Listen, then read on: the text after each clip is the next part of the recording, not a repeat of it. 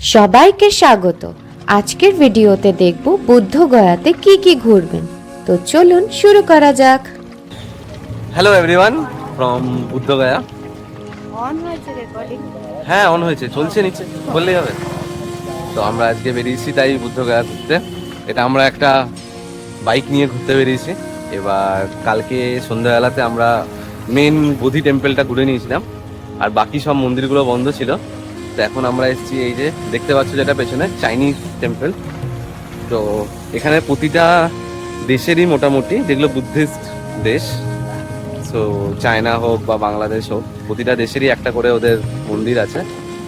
দাঁড়াও, এটা দেখাই তোমাকে। এটা তো এই যেটা দেখতে পাচ্ছ, এটা হচ্ছে এই মহাবোধি চাইনিজ টেম্পল, বা এটা রং ফাং আর করেনি, প্লাস্টার করে ছেড়ে দিয়েছে। এই যে আমার বউ ভিডিও তুলছে।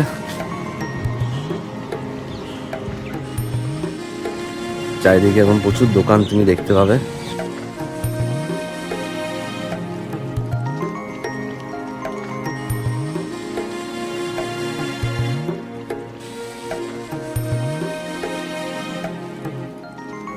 তো এখানেই আর কি মন্দিরের জায়গায় এলে বারবার করে জুতো খুলতে হবে, চপ্পল পরে ঘুরতে হবে আমাদেরকে, সিরিয়াসলি। এরকমই একটা ল্যাঙ্গুয়েজে কিছু একটা আমাদের বিশ্বভারতী ডিপার্টমেন্টে লেখা থাকে মনে হয় আমার। এখন পরিষ্কার পরিচ্ছন্ন করার কাজ চলছে, দেখতেই পাচ্ছ।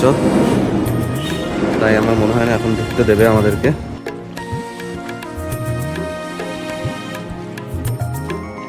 তো যেটা বলছিলাম আমি, এখানে প্রতিটা দেশেরই নিজস্ব মনাস্ট্রি আছে।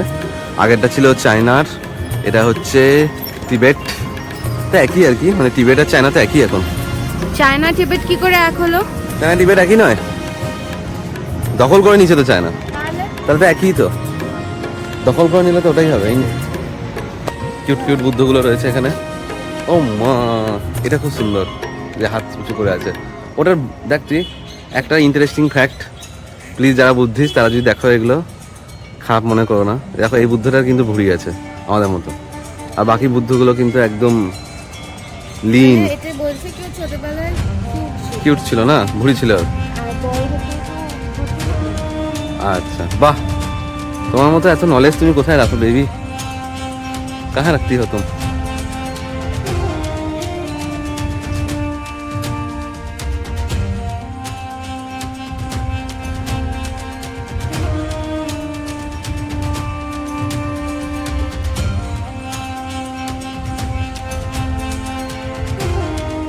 জুতো খুলতে হবে আর জুতো পরতে হবে। যাই হোক, কি আর করা যাবে। বলছে ভেতরে সাইলেন্ট, একটু কথাটা কম বলছি না।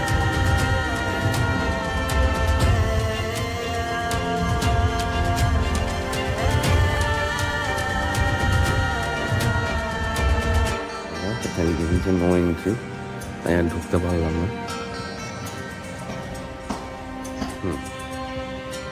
ভালো লাগছে দেখতে। তো আমরা আবার যাচ্ছি এখন কি টেম্পল? তাইওয়ান টেম্পল ঘুরতে।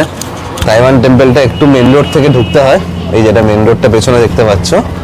তো ওই মেন রোড থেকে একটু ভেতরে ঢুকতে হয়, 70-80 মিটার মতো। তো এই যে এটা হচ্ছে তাইওয়ান টেম্পল। এখানে গেস্ট হাউস। এটা নয়, বিশ্বাস করছে না রে ভাই আমার কথা কিছু। বলেছি বড়দের কথা শুনতে হয়, শোনে না, কিছুতেই শোনে না বড়দের কথা। একটা ইনফরমেশন দিয়ে রাখি, তাইওয়ান টেম্পল কিন্তু বন্ধ হয়ে গেছে, তাই এখানে আসার কোনো মানেই হয় না।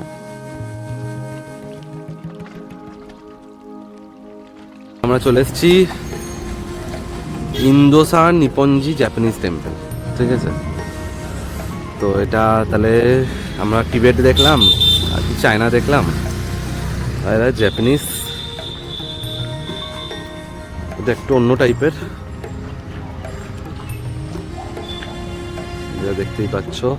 তো এটা হচ্ছে জাপানিজ টেম্পলটা, একটু অন্য টাইপের দেখতে কম্পেয়ার টু অন্যান্য মনেস্ট্রি যেগুলো আমরা দেখেছি।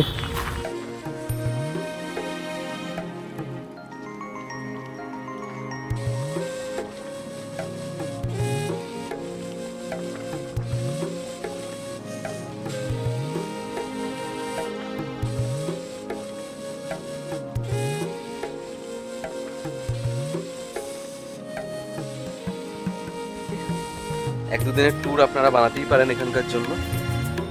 অনেক শান্তি, কিন্তু হ্যাঁ অবশ্যই শীতকালে, গরমকালে এখানে আসার দুঃসাহস না করলেই ভালো, কারণ যথেষ্ট গরম পড়ে এখানে। শীতকালে আসুন, শীতকালে আসার জন্য ভালো। এখন আমরা ফেব্রুয়ারিতে, তো তাতেও মোটামুটি ভালোই গরম। আমি একটা এই সোয়েটার পরে বেরিয়েছি, তাতেই মোটামুটি আমি ঘামছি।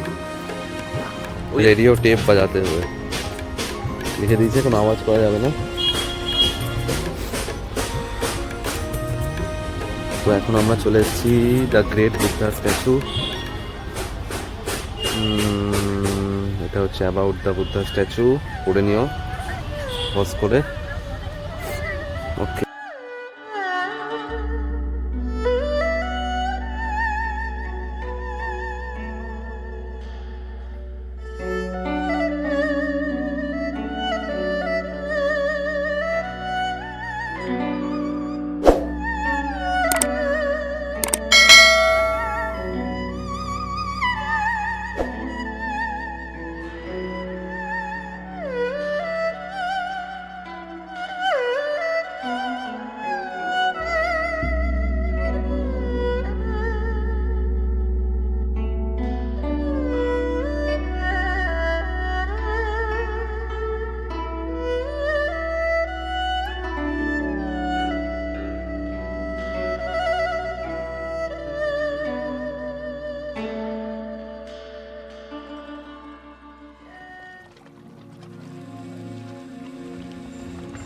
টেম্পল চকচক চকচক করছে, তার সাথে আকাশও ঘামের চকচক আইছে।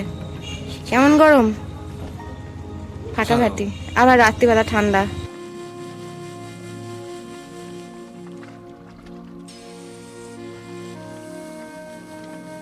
আমাদের হাতে সময় কম ছিল এবং রাজগীর পৌঁছানোর তারা বেশি ছিল। 12টার মধ্যে ব্যাগ গুছিয়ে রওনা দিলাম রাজগীরের উদ্দেশ্যে। অলরেডি অনেক লেট হয়ে গেছে। ফল্গু নদীকে ডান দিকে রেখে আমরা চললাম রাজগীরের উদ্দেশ্যে। বুদ্ধগয়া থেকে রাজগীরের দূরত্ব 70 কিলোমিটার। আমরা যাচ্ছি ভিন্দাস চামন্ডি রোড হয়ে বানগঙ্গা রোড ধরে। এটা NH 120-তে গিয়ে যোগ হয়। পুরো রাস্তাটাই খুব সুন্দর। আদিবাসী গ্রামের মাঝখান দিয়ে পাহাড়ের পাশ দিয়ে অপূর্ব লাগে। বাইক এবং 4 চাকায় 1.5 থেকে 2 ঘন্টা মতো সময় লাগে রাজগীর পৌঁছতে এই রাস্তা দিয়ে। দশরথ মাঝির নাম হয়তো অনেকেরই শোনা আছে। ওনার তৈরি রাস্তাতেই আমরা দাঁড়িয়ে আছি। এটি দশরথজির সমাধিস্থল। এই রাস্তাটি গয়ার অত্রি এবং ওয়াজিরগঞ্জ ব্লককে যুক্ত করে। তো এটা হচ্ছে দশরথ মাঝি দ্বার, যেটা মাঝিদা মাউন্টেন ম্যান। অনেকদিন আগে সিনেমাটা দেখেছিলাম, বাট জানতাম না যে ওটা এখানকার কে। তো যেতে যেতে নামে একটা মন্দিরও আছে পাশে। আর এটা হচ্ছে পাশেরটা হচ্ছে ওই রাস্তাটা, যে রাস্তাটা দিয়ে মানে যে রাস্তাটা ও বানিয়েছিল নিজের ওয়াইফের জন্য। মাঝি দ্বার। দশরথজির স্ত্রী পাহাড় থেকে পড়ে যান এবং সময়ে চিকিৎসার অভাবে মারা গেছিলেন।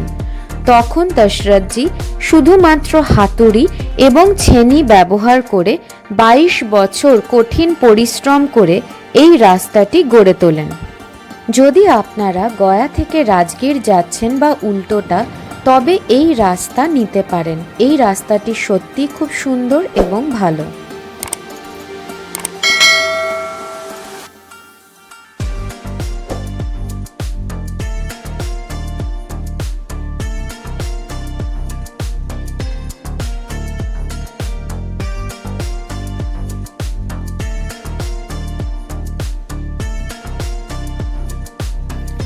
রাজগীর পৌঁছতে আমাদের 8 ঘন্টা বাকি এবং সেখানে পৌঁছে প্রথম কাজ ভালো একটা হোটেল খোঁজা। তাই আজকের পর্ব এখানেই ইতি টানছি। প্লিজ সাবস্ক্রাইব করে দিন চ্যানেলটিকে, শেয়ার করুন, লাইক বাটনটা হিট করুন এবং কমেন্টে জানার আপনার যে কোনো জিজ্ঞাস্য বা সাজেশন। দেখা হচ্ছে পরের এপিসোডে রাজগীরের সমস্ত ডিটেলস নিয়ে।